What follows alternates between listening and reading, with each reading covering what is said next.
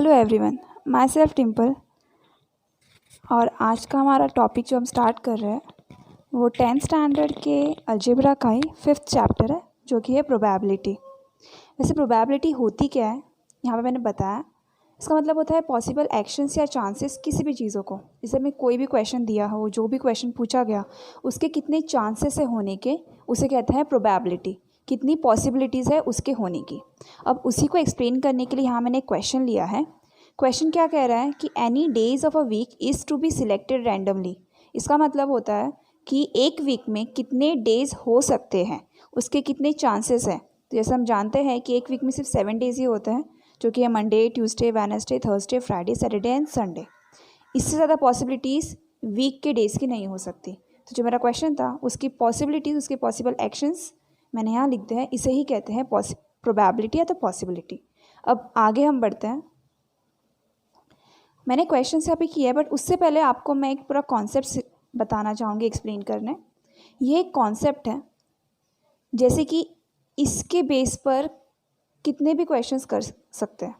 तो मैंने यहाँ पे एक लिया है, क्वेश्चन है यहाँ पर 1 कॉइन इज़ टॉस्ड। अगर एक कॉइन टॉस किया जाता है तो क्या उसकी पॉसिबिलिटी होगी। एक कॉइन में या तो हेड या तो टेल होगा, तो यहाँ पे हेड और टेल कोई भी हो सकता है। अगर मैं सेकंड कॉइन टॉस करूँ, मतलब 2 कॉइन टॉस करूँ साथ में, तो एक साथ में एच 2 हेड आ सकते हैं या तो 2 टेल आ सकते हैं, और उसकी जगह पर एक हेड या तो एक टेल, और एक टेल है तो एक हेड। ये 4 पॉसिबिलिटीज़ हो सकती है अगर 2 कॉइन साथ में टॉस करते हैं। तो नीचे मेरा क्वेश्चन मैंने दिया है, अगर 3 कॉइन हम टॉस करते हैं। अगर 3 कॉइन टॉस करेंगे तो सिंपल सी चीज़, इसको लर्न नहीं करना है, बस समझना है मेरे मेथड से। वो ये है कि 3 कॉइन टॉस कर रहे हैं अगर हम, तो 3 एच मतलब 3 हेड आ सकते हैं या तो 3 टेल आ सकते हैं। ठीक है, अब इसके अंदर हमें क्या करना है, एक एक जगह बदलनी है। मतलब जो ये 3rd नंबर पर है, एक बार 3rd नंबर पर टेल रख दीजिए, एक बार मिडल नंबर पर, और एक बार 1st नंबर पर टेल रख दीजिए। फिर बाकी सब जगह पे वैसे ही है, सेम यहाँ पर भी करना है। अगर 3 टेल में 4 है पॉसिबिलिटीज़ के, अब दूसरी कैसे हो सकते हैं, जगह चेंज करिए बस। एक बार 3rd नंबर पर मैंने एच रख दिया, फिर बीच में और फिर लास्ट में। तो इस तरीके से आप इसको याद रख सकते हैं, समझने के लिए कभी भी कर सकते हैं। इसको याद नहीं रखना है, बस कॉन्सेप्ट समझिए। फिर सेकंड है, अगर डाइस थ्रो करते हैं तो डाइस थ्रो करेंगे, जैसे हम लोग लूडोज़ वगैरह जो भी खेलते हैं, तो उसमें नंबर्स होते हैं। नंबर्स कैसे हैं, 1 2 3 4 5 6। इससे ज़्यादा पॉसिबिलिटी तो हो ही नहीं सकती वहाँ पर, एक बार में एक ही आ सकता है। अगर मैं 2 डाइस थ्रो करती हूँ, 2 डाइस थ्रो करते वक्त, ये भी ईजी है, दिख रहा बड़ा ट्रिक है, बट ये बहुत ईजी है। इसमें क्या, हमें सिर्फ नंबर याद रखना है। जैसे कि एक बार 1 1, फिर 1 2 1 3 1 4 1 5 1 6, फिर नंबर चेंज, एक बार 2 1 2 2 2 3 2 4 2 5 2 6, वापस चेंज। जैसे कि यहाँ पे 3 है, आ गए स्टार्टिंग में, फिर स्टार्टिंग में 4 आ गए, फिर स्टार्टिंग में 5 और स्टार्टिंग में 6। बाकी सेकंड नंबर जो है वो तो 1 2 3 4 5 6 ही होने वाला है। बस स्टार्टिंग के नंबर में चेंज कर रही हूँ, एक बार 1 2 3 4 5 6 करके। इस तरीके से आप कहीं भी ये 2 डाइस के सैम्पल स्पेसेस लिख सकते हैं। अभी एक और है, drawing a card at random from pack of 25 card. Suppose हमारे पास 25 कार्ड है, तो उसमें क्या पॉसिबिलिटीज़ हो सकती है, नंबर्स ही आएंगे। 1 से लेकर 25 तक के सारे नंबर्स आ सकते हैं, इस तरह पॉसिबिलिटी तो हो नहीं सकती। तो ये सिर्फ मैंने एक पूरा मेथड बताया है कि इसके बेस पर बहुत सारे क्वेश्चंस किए जाते हैं। तो अगर एग्जाम में क्वेश्चंस आते हैं कॉइन टॉस करने के, या तो डाइस के या तो कार्ड्स के, तो आप इसका यूज़ करके अपने क्वेश्चंस को सॉल्व कर सकते हैं। अब मैं आती हूँ क्वेश्चन पर कि अब इसके बेस पे जब क्वेश्चंस आते हैं तो वो कैसे सॉल्व करना है। तो यहाँ मैंने क्वेश्चन पहले से सॉल्व कर रखा है, आप देख सकते हैं। यहाँ पे कह रहे हैं कि सैम्पल स्पेस निकालना है हमें, सैम्पल पॉइंट। क्वेश्चन ये है कि एक कॉइन टॉस करना है। एक कॉइन मतलब मैंने बताया था हेड या तो टेल ही हो सकते हैं, और डाई थ्रो करना है। डाई मतलब 1 to 6 नंबर्स होते हैं। अब देखो दोनों का कॉम्बिनेशन क्वेश्चन किया गया है, तो सॉल्व कैसे करना है, बहुत ईजी है। कॉइन कहा गया है तो हेड और टेल तो होगा ही, तो और डाइस कहा गया तो 1 to 6 नंबर है। तो मैंने क्या किया, एक बार हेड के साथ में सारे नंबर्स ले लिए 6 तक, और एक बार टेल के साथ में सारे नंबर्स ले लिए, हो गया कॉम्बिनेशन। तो एक बार जब हमें वो मेथड पता हो जाएगा तो हम कैसे भी क्वेश्चन सॉल्व कर सकते हैं। तो ये हमारे पास सैम्पल स्पेस आ गया, हो गए। टोटल कितने नंबर्स है, ये 12।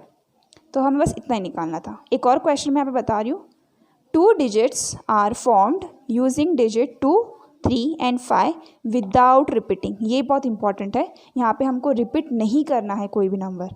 क्वेश्चन ये कह रहा है कि हमारे पास में 3 डिजिट्स हैं, 2 3 and 5 के। अब ये 235 का यूज़ करके हमें ऐसे नंबर्स बनाने हैं 2 डिजिट वाले, पर रिपीट नहीं करना। जैसे कि मैं 2 के साथ में एक बार 3 और 5 ले सकती हूँ, तो 20 से 25 हो गया। फिर 3 के साथ में 2 और 5 ले सकती हूँ, 32 35 हो गया। फिर 5 के साथ में 2 और 3 लेकर 52 और 53 बन जाएगा। मैं 55, 33, 22 नहीं लूँगी क्योंकि कहा गया है विदाउट रिपीटिंग। अगर कहते रिपीटिंग चलना है तो हम वो भी ले लेते हैं, तो इस बात का ध्यान रखिए। तो अब इसका नंबर ऑफ़ एस कितना हो गया? 6। तो यहाँ पे हमें सैम्पल स्पेस निकाल के उसका नंबर बताना था। अब आगे के क्वेश्चंस में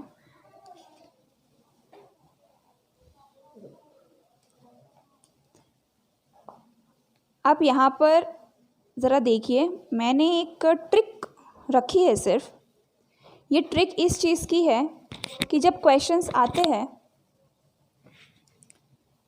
उसके पहले आपको मैं ये ट्रिक बताना चाहती हूँ। सिर्फ जैसे कि क्वेश्चंस बहुत सारे पूछे जाते हैं कि at least 1 head, at least at most 1 head, तो ऐसे क्वेश्चन को कैसे सॉल्व करना है। तो ये छोटी सी चीज़ है समझने के लिए कि एटलीस्ट 1 हेड या तो 1 टेल या तो 2 हेड 2 टेल कैसे भी क्वेश्चन आ सकते हैं। पर जब अगर एटलीस्ट आता है ना, तो जिस चीज़ों के लिए किया गया है, 1 हेड कहा गया है, 2 हेड कहा गया है, जो भी कहा गया पहले हम उसे लिख लेंगे।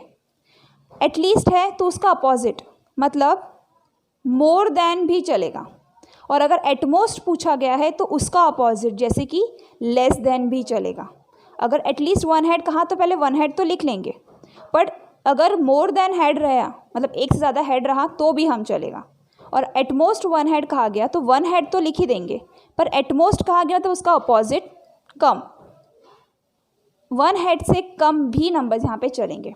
वैसे अभी तो नहीं समझेगा, पर इसके बेस पर मैं क्वेश्चन यहाँ पे बता रही हूँ तो यहाँ पे आपको समझ आ जाएगा। जैसे कि यहाँ पे क्वेश्चन है, 2 कॉइन को टॉस किया गया है, प्रोबेबिलिटी हमें निकालनी है। क्वेश्चन मेरा है एटलीस्ट 1, मैंने कहा था ऐसे क्वेश्चन आते हैं at least 1 head and getting no head. तो इसे मैं अब एक्सप्लेन करूँ, मैंने आपको बताया था। पहले तो क्या कहा है उसने, 2 कॉइन को टॉस करना है, ठीक है। तो 2 कॉइन टॉस जब मैं करूँगी तो 2 कॉइन मतलब 2 हेड 2 टेल हो सकते हैं, और एक हेड एंड टेल और एक टेल एंड हैंड हो सकता है। तो ये सैम्पल स्पेस हो गया, नंबर ऑफ सैम्पल स्पेस हो गया 4। अब मैं अपना इवेंट लेती हूँ। इवेंट में कहा गया था एटलीस्ट 1 हेड, तो 1 जितना भी कहा गया है पहले उतना लिखेंगे। 1 हेड तो 1 हेड वाला एक ये था, 1 हेड वाला एक ये था, दोनों में 1 हेड है वो लिख दिया। पर मैंने कहा था एटलीस्ट कहा है तो उसका अपोजिट मतलब ज़्यादा भी चलेगा, तो 1 से ज़्यादा 2 हेड वाले भी चलेंगे, तो ये भी मैं यहाँ लिख दूँगी। और अगर एटमोस्ट कहते तो 1 तो मैं लिख ही देती, पर उससे कम जहाँ पे कोई भी हेड नहीं वो भी हम लिखते हैं। तो ये छोटी सी ट्रिक है जो हमें याद रखनी है। आगे देखते हैं, नंबर ऑफ़ ए है हो गया 3। प्रोबेबिलिटी निकालने के लिए हम क्या करते हैं, नंबर ऑफ़ ए का कहा गया तो नंबर ऑफ़ ए लिखेंगे, और नीचे रहेगा हमेशा हमारा नंबर ऑफ़ सैम्पल स्पेस। तो नंबर ऑफ़ ए 3 थे, 4 ये सैम्पल स्पेस 4 था, तो ये आ गया। सेकेंड इवेंट हमारा कहा गया विद नो हेड, हेड ही नहीं चाहिए। तो इन सब में तो हेड है, इसमें हेड नहीं है, हम इसे लिख देंगे। अब इसका प्रोबेबिलिटी निकालना होगा तो कैसे निकालेंगे, नंबर ऑफ़ बी, और नीचे हमेशा नंबर ऑफ़ सैम्पल स्पेस होगा। तो ये 1 और ये सैम्पल ऑफ स्पेस हो गया 4।